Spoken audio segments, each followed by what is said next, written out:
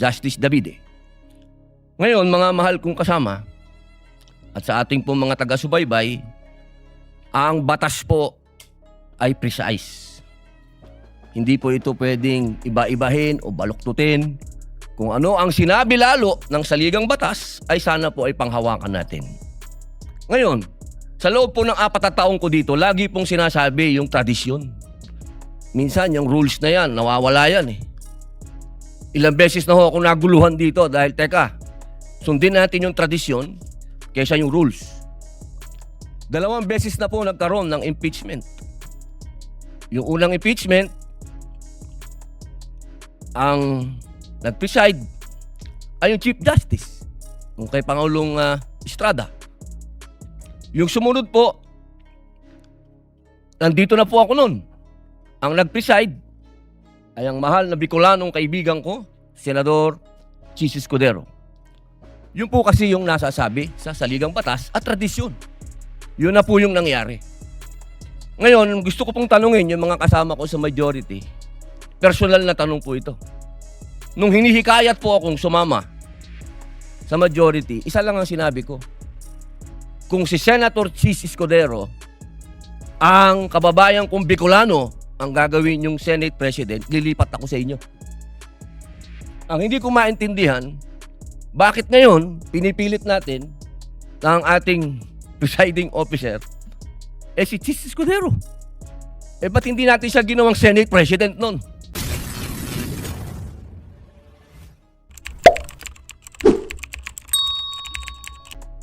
What is the pleasure of the Honorable Padilla?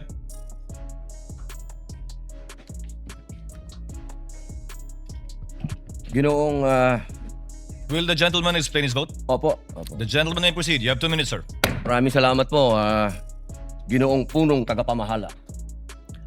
Mga mahal kong kasama, sa loob po ng 4 na taon na ako po ay ibinoto ng ating mga kababayan at nagsilbing senador, ako po ay naging tagapangulo ng komite ng Constitutional Amendments. At tuwing meron pong pagdinig, ang lagi po naming pinapatawag ay yung mga sumulat ng konstitusyon. Bilang sila po ang nakakaalam kung ano ang puso, ang diwa ng konstitusyon. Malinaw po na kung meron tayong pakikinggan, yung creator. Hindi po ba?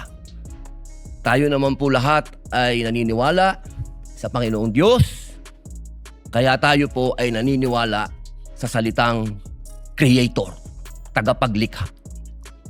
At ang lumikha po ng konstitusyon ay itong mga taong nabanggit sa ipinamahagi ng ating mahal na Senadora Cayetano. Malinaw po dito. Nasabi na po sa English ito. Mainam po ay sabihin po natin sa Tagalog upang mas maintindihan po ng ating mga kababayan. Humingi po ako ng tulong sa Google kasi legal terms po ito. Hindi naman po ako nagtapos sa UP, hindi rin po ako nagtapos sa Ateneo, nagtapos po ako ng criminology at UP rin sa University of Prison. Ang sabi po dito, sa Tagalog po Ginoong Presiding Officer, eksakto ko itong hinihain dahil nagkaroon tayo ng pagkakaiba pagdating sa punong maestrado ng Korte Suprema. Ngunit sa paglilinaw na iyon, na sa lahat ng ibang mga kaso ay ang Pangulo ng Senado ang mamumuno. Kaya binabawi ko ang nasabing susog.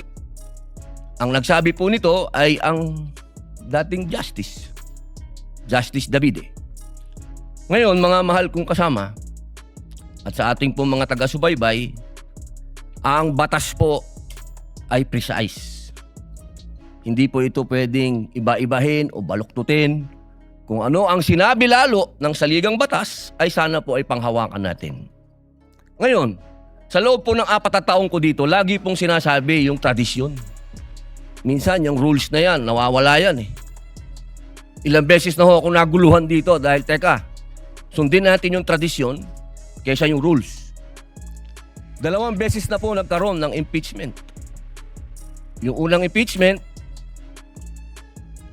ang nag-preside ay yung Chief Justice, yung kay Pangulong Estrada. Yung sumunod po,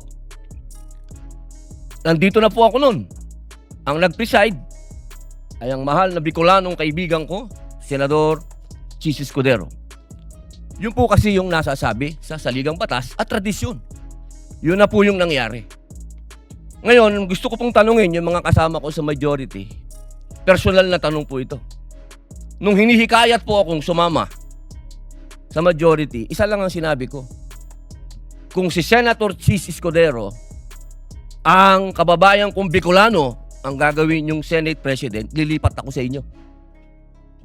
Ang hindi ko maintindihan, bakit ngayon pinipilit natin na ang ating presiding officer si Chis Escudero? Ba't hindi natin siya ginawang Senate President nun? Yun lang po ang tanong ko. Maraming salamat. So hanggang dito lang tayo mga tol. Maraming salamat sa panonood at patuloy na suporta. God bless you sa inyo lahat at hanggang sa muli. Paalam!